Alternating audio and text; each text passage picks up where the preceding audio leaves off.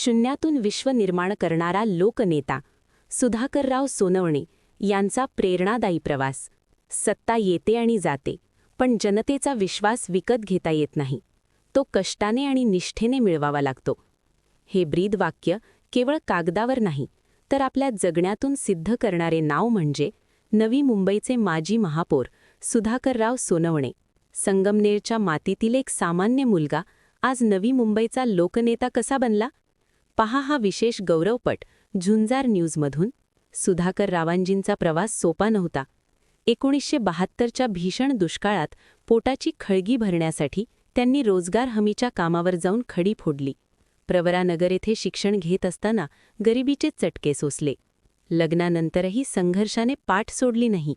पण त्यांच्या पत्नी सौ रंजनाताई यांनी खंबीरपणे साथ दिली. भविष्याच्या शोधात ते मुंबईत आले. एका फॅब्रिकेशनच्या दुकानात हेल्पर म्हणून कामाला सुरुवात केली. पण जिद्द मोठी होती. हेल्पर ते फिटर आणि पुढे एक यशस्वी कॉन्ट्रॅक्टर असा त्यांचा थक्क करणारा प्रवास राहिला आहे.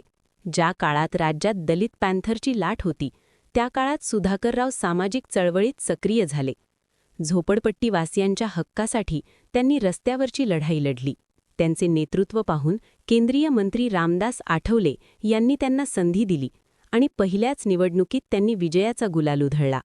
गेली 25 वर्ष ते नगरसेवक म्हणून कार्यरत आहेत. राज्याचे नेते गणेश नाईक यांच्या मार्गदर्शनाखाली त्यांनी नवी मुंबईच्या विकासात स्वतःला झोकून दिले. महापौर, उपमहापौर, शिक्षण मंडळ सभापती पदे मोठी मिळाली, पण पाय जमिनीवरच राहिले. आजही सुधाकरराव झोपडपट्टीतच वास्तव्यास आहेत. हीच त्यांची खरी ओळख.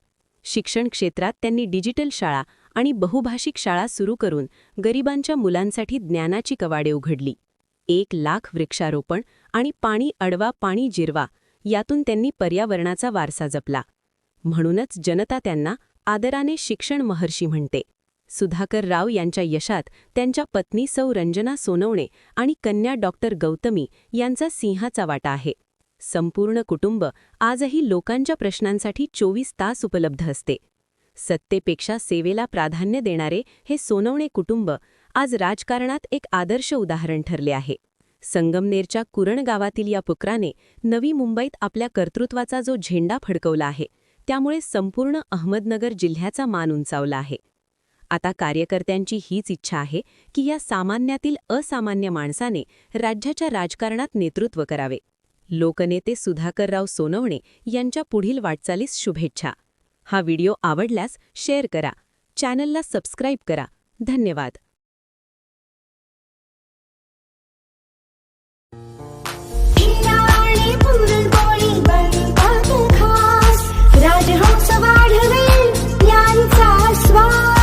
राजहंस तूप, शेतकऱ्यांचा श्वास, ग्राहकांचा विश्वास.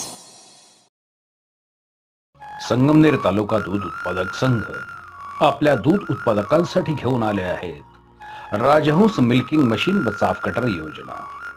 या योजनेअंतर्गत आपणास बाजार भावापेक्षा कमी दरात उपलब्ध करून देत आहे. नामांकित कंपनीचे मिल्किंग मशीन व चाफ कटर सुलभ हप्त्यांमध्ये उपलब्ध केले आहे. तरी सर्व दूध उत्पादकांनी या योजनेचा लाभ घ्यावा. अधिक माहितीसाठी संपर्क करा संगमनेर तालुका सहकारी दूध संघ, पशुसंवर्धन विभाग, अमृतनगर, संगमनेर.